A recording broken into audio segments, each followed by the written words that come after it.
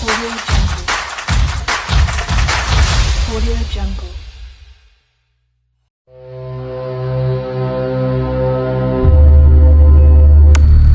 Perang Aceh yang terjadi pada tahun 1873 sampai 1904 adalah perang antara Kesultanan Aceh melawan Belanda. Pernyataan Perang Belanda terhadap Aceh terjadi pada 26 Maret 1873.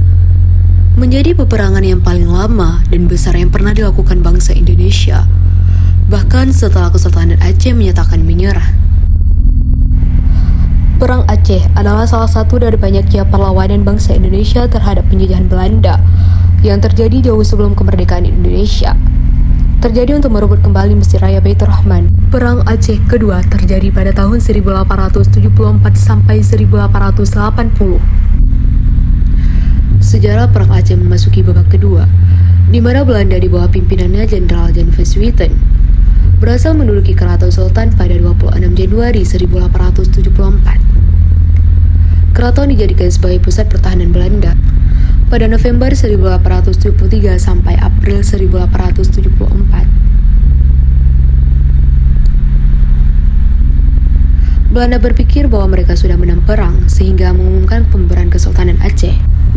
Para ulama Aceh membentuk pasukan jihad yang dipimpin oleh Tengku Syedi Tiro, sedangkan rakyat membentuk pasukan besar di bawah pimpinan Tengku Umar dan Cut Nyadin. Ketiganya kemudian diangkat sebagai pahlawan nasional dari Aceh, Tuanku Muhammad Daud Shah dan Sultan Ibrahim Mansur Shah 1874 sampai 1903. Perang Aceh ketiga terjadi pada tahun 1881 sampai 1889. Dalam sejarah Perang Aceh ketiga, perang dilanjutkan melalui cara gerilya berupa Perang Fisabilillah. Perang gerilya berlangsung hingga 1903 yang dipimpin oleh Tengku Umar, Panglima Polim, dan Sultan Aceh. Pada tahun 1899,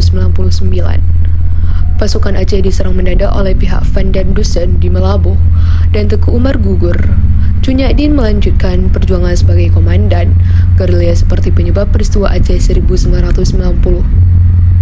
dan bangunan bersejarah di Aceh. Siasat curang Belanda. Dr. Christian Stockhorter diutus oleh Belanda untuk menyusup ke masyarakat Aceh dan menyamar selama 2 tahun sebelumnya. Ia diharuskan mempelajari tentang Islam selama beberapa waktu sehingga fasih berbahasa Arab. Hasil pengamatannya, ia digunakan untuk memberi rekomendasi kepada pasukan Belanda mengenai bagaimana cara mengalahkan rakyat Aceh. Van Huyck meniru taktik perang rakyat Aceh secara gerilya dan pasukan Marcos pimpinan khas Christoffel hingga mereka menguasai pegunungan dan hutan rimba raya Aceh selagi mencari para gerilyawan Aceh berikutnya.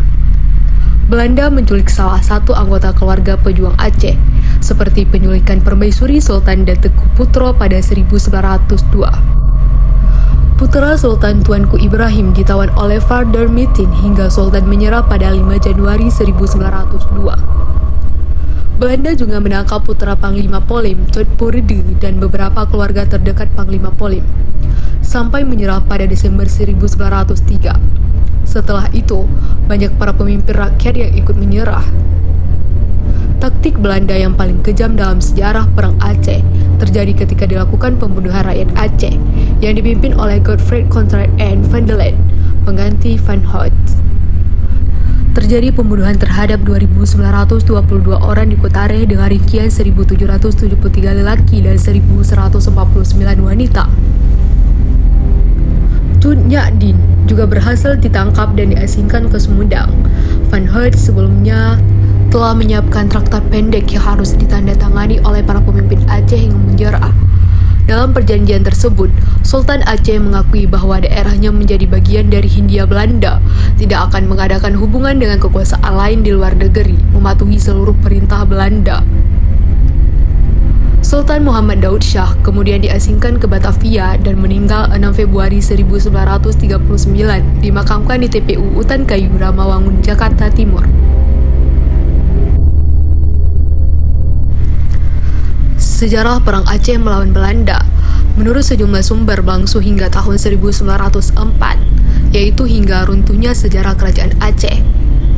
Namun berbagai perlawanan masih tetap dilakukan rakyat Aceh secara kelompok dan perorangan hingga menjelang kedatangan Jepang ke Indonesia.